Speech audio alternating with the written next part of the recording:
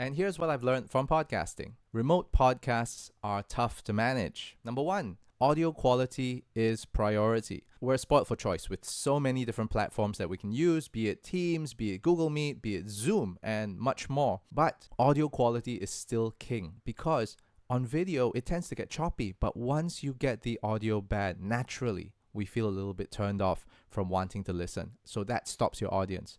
If you're doing a remote podcast, make sure that you and your guests are using a good mic as well as a wired LAN connection to ensure that the connection is stable. Number two, taking turns to speak.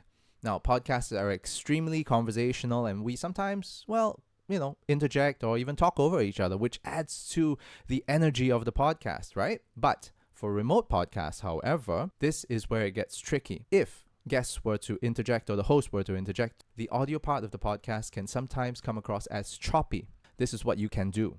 Share your questions with your guest in advance. Get your guest to do a dry run with you. It may sometimes come across as a bit scripted. However, what it does do is that it gives you and your guest a sense of timing, and that gives you synchronicity in your podcast. That's what I've learned from podcasting.